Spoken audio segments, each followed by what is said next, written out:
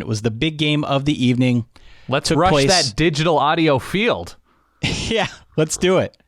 47-40 is your final score. Went to double overtime. A good football game.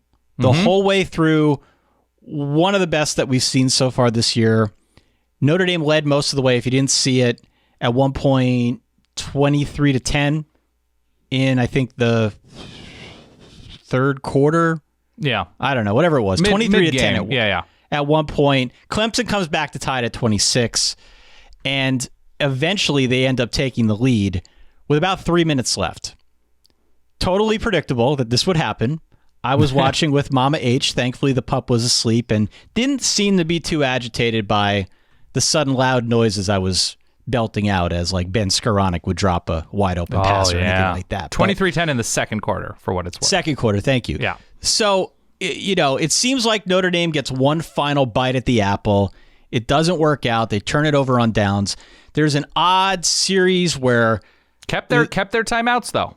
Kept their timeouts, and really then nice job there. Clemson has a really short field to work with. They essentially go 3 and out. Notre Dame's able to conserve 2 of those timeouts. They get the ball back, their own 9-yard line, and Ian Book leads them on a 91-yard scoring drive, capped off by a long touchdown pass to Avery Davis, and then eventually they get in the end zone to tie the ball game up at 33 to send it to overtime. So let's talk about this. Obviously, Notre Dame ends up winning the game. Fans rush the field. We'll see if they're able to play more games due to the celebratory super spreader event that was the post game. Yeah. However, that aside, the big story going into this football game was obviously that Trevor Lawrence was not going to play.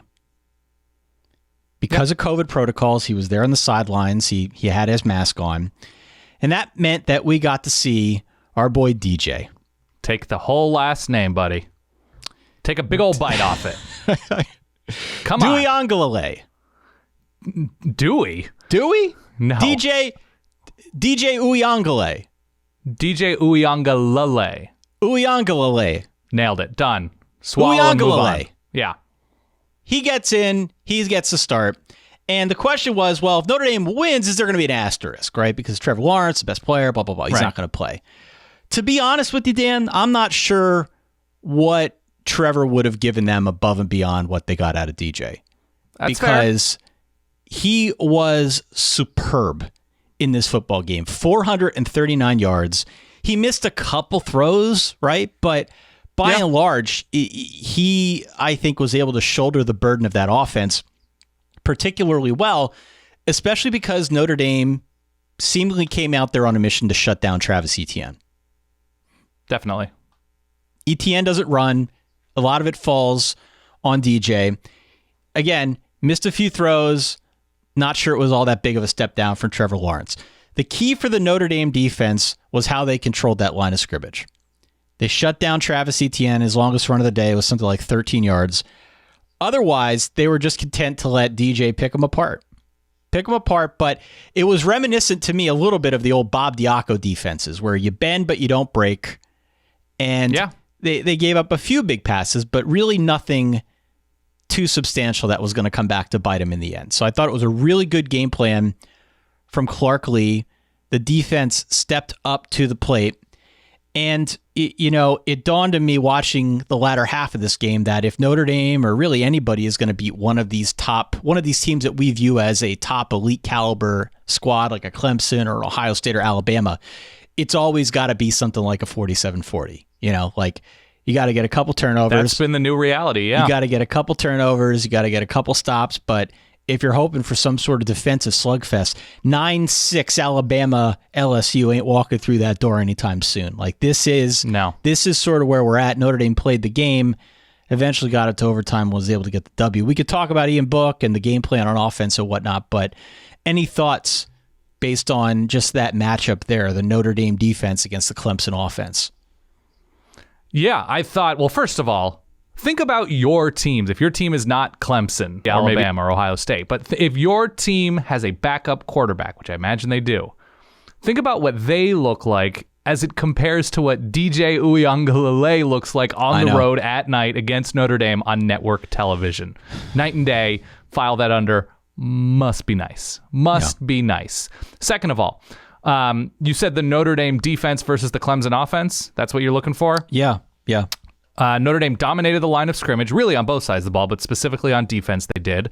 Second of all, one of the things I really like to look for in these big games or with teams that are improving or teams that hire a new coordinator is how often is it just a right place, right time situation? A defense might not have NFL caliber players. They might not have the most developed edge rusher or the most instinctual safety. But on that sort of bobble fumble from Travis Etienne to, it was Jeremiah Owusu-Karamoah. That's who, correct. Yep. Who grabbed it.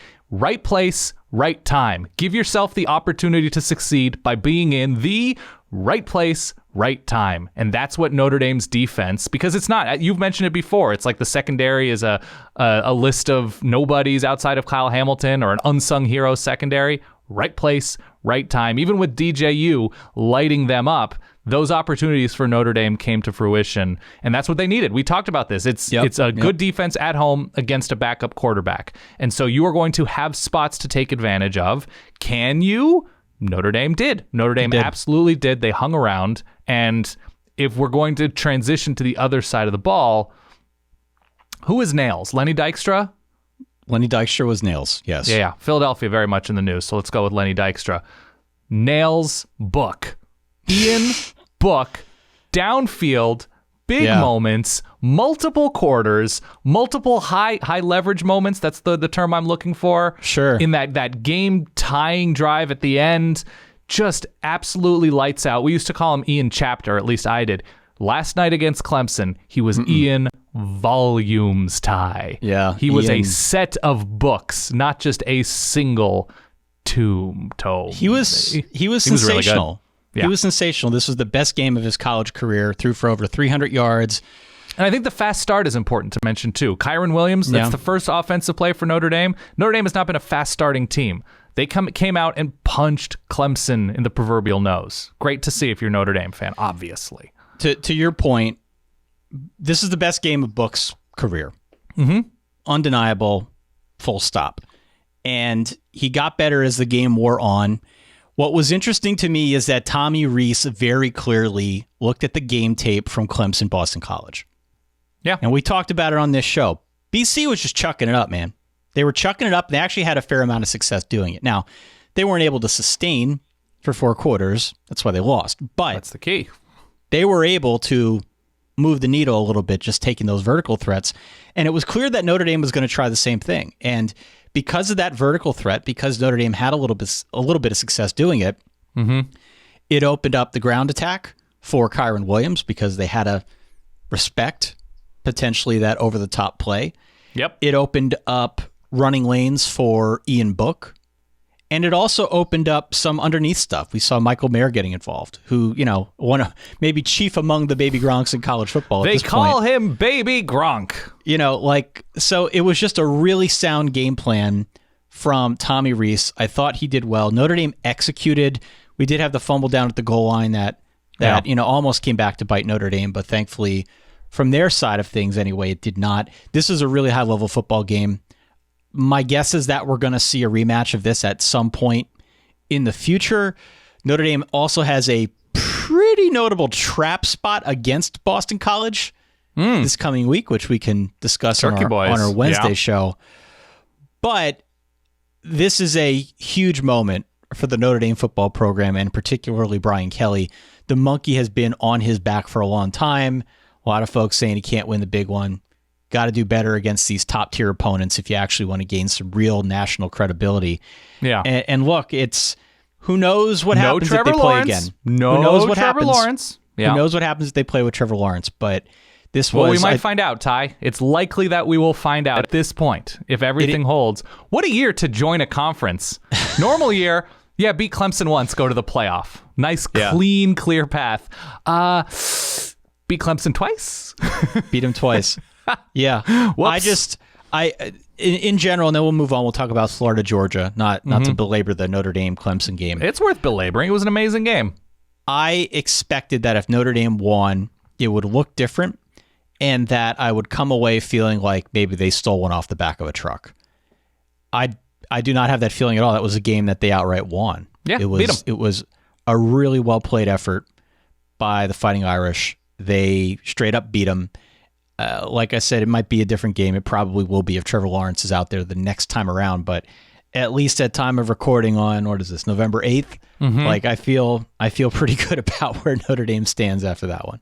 It turns out, on the Clemson side, by the way, weird that their line play was so thoroughly outclassed, because that's generally where they've been so strong, especially along the defensive line, in getting to the quarterback with just 4 guys. Like we've seen, that legendary group of 4 from a couple of years ago. It's a different Clemson line situation. No matter how well they recruit, they just have not developed. And yes, there have been injuries and transfers and COVID stuff. All the context always applies. But strange to see a very different Clemson defensive line experience.